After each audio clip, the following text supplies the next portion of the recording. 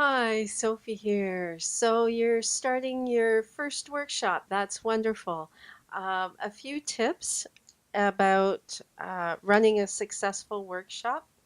So first of all, a workshop has an opening, a middle, and a closing.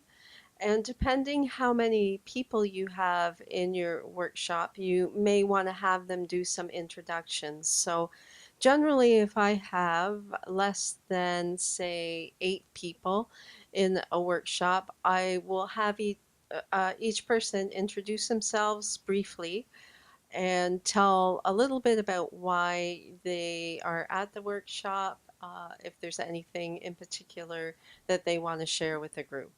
And I keep that fairly quick, but it's important for people to feel like they know who everyone is and have a chance to speak.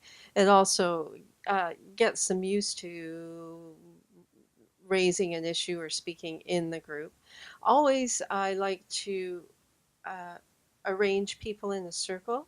So when you have people in a circle and make sure that everyone can see each other, then that's definitely going to encourage more conversation than if people are in rows in front of you. Now, if you have a very large group, I've spoken to very large groups, around 100 people before. So definitely that was more of a classroom setting where people were in rows and there's nothing you can do about that. But even if I have, say, 15 people in a workshop, I might do more like a semicircle with two rows. Just if people can see one another, they're going to be more likely to make a comment and respond to each other. So when possible, in a circle is great. If I have more than 10 people in a group, then I generally will have name tag labels. Now, I know some people really hate them, but as a facilitator running a group, it can be really helpful. It's nice to be able to call people by name and learn people's names. And I'll post a video below on how to get very good at remembering people's names. There's a little trick to it. And if you master this, it can go a long way for you in business. So people are very impressed when you remember their name, and especially if you've only met them once or twice before. So it's a very good skill to have and to work at perfecting. Generally in the opening, you want to do a little blurb on yourself, introduce yourself, and also take care of any housekeeping. So where the washrooms are, if it's okay to get up and use the washroom, and of course it should be. We're all adults. If you need to go, you need to go. And whether or not we're going to have a break. So I like people to know kind of the layout of if you're going to be a couple hours. Generally, my workshops are between 2, 3, 4 hours, depending on what the topic is. I want to let people know that about halfway through, we'll take a break and they can use the washroom. It's nice to have tea, hot water, definitely water available, filtered water. It's nice to have a little snack if you can. It's not necessary, you're not obligated to do anything like that. Generally, I would make a healthy choice. You can even ask people to bring a snack with them or a water bottle, that kind of thing. And generally, I will tell people to bring something to write with, but I always have pens and paper available. So once you've done your introductions and you've got people set up and everyone's comfortable, I like to start on time. I will give people a little bit of leeway, but then, people have paid, it's their time too. So really, we should start when we said we're going to and end when we said we're going to. And so then we get into the body of our information, of the content that we're going to be sharing. And it's always nice if you can do as much interactive stuff in your workshop as possible. So asking questions, what do people think? Trying to elicit some response from your group. Also at the beginning, if you're teaching it around the breath, And also, because if you're teaching about the breath, it's really helpful to have people have an experience before and after they incorporate the information that you're going to tell them, and get them breathing more diaphragmatically. So usually at the beginning of a workshop, I'll have people close their eyes and just pay attention to where they feel the breath in their body. So, generally, people are going to notice that their shoulders are moving up towards their ears on the inhale, that there is no movement in the abdomen, that there is no movement in the abdominal area. So you want them to have an experience of that and to really notice it. They might feel a constriction at the throat, some pressure coming up, upward rising pressure that gets stuck in the throat. They might notice some tension in the jaw, the tongue will be pressed, right? So all of those things you have them kind of go through and notice where they're feeling tension, uh, the movement of the breath. And then it's always useful if you practice with video. So please videotape yourself. You'll notice all kinds of things that are annoying, or that you say a lot or so a lot, or whatever kind of habit that you have verbally, you're going to see it yourself when you videotape. So it's really, really helpful to practice by videotaping yourself, practice going through all the different points that you want to make. If you're using a PowerPoint program, that's totally fine. That can help you with some anxiety or nervousness, or that you don't get lost. By all means, have notes with you. It's okay to be a bit nervous for your first workshop. People are very understanding. As long as you get the information out and you smile and you're pleasant, it will all go just fine. So it's okay to be nervous, and that will generally subside after a couple of webinars or workshops that you do. And remember, you can do this online too, right?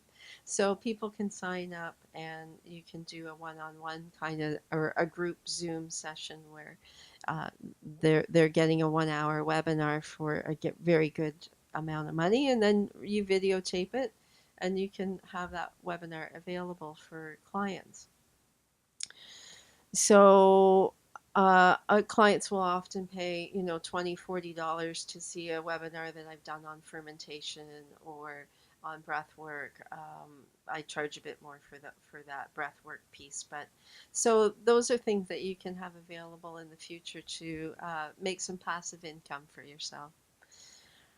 So practice.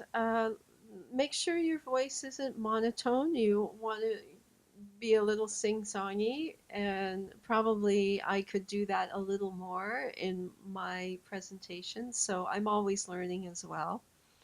The more that you watch yourself and the more that you listen to yourself, the more that you're going to improve. So it's all okay. We all start at the beginning and get better as we go along. Um, Make sure that your students and clients can see, if you do have a PowerPoint, a presentation, that everyone has a spot where they can see, that they can see you, that you don't have your back turned to your clients. You want to make eye contact with everyone while you're speaking. And generally, it's okay to slow down a little more. I tend to be a little quick in my amount of information that I give.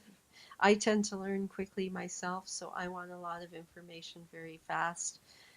It's okay to slow down. It's okay to repeat yourself more than once. And so that's something I could do a little more of, I think, is slow down a little and repeat points more than once. So you want to practice because you want to know how long it's going to take you, and then you want to give another experiential practice where you're having the students close their eyes again.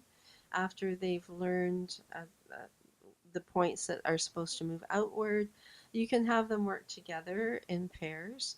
You can have people lay down on the floor. One person's laying down, the other person has their hand on the person's stomach, covering those 2 points. And they're helping the person breathe by just having the presence of their hand there. So, and then you can have them switch. So it depends on how much room you have. If you're in a yoga studio, you can have people lie down. You can have them lie on their stomach. So all of those things that I do in my workshop, you have those at your disposal. So as you're teaching your clients and practicing, then you're also getting ready for doing this in a workshop with more people. It's just simply you have more people in your workshop. You want to make sure you cover all of your points. You're going to have them written down. You can have cue cards. So find a way that works is most comfortable for you. I find if it's new material that I'm presenting that I'm familiar with, but I don't want to miss anything, that often a PowerPoint uh, presentation is the best way to go. And then sometimes over time, I'll let go of that PowerPoint presentation or I send it out as an adjunct afterwards for people to watch if I've got it videotaped. So there's lots of options. And then to finish your workshop, you want to have a definite closing. So it's always, if I have yoga students, I'm definitely will do some oming or some chanting. If you're in a different kind of context, you might simply have people close their eyes, breathe in right down to the pelvic floor, start to feel that expansion in the hips, get grounded.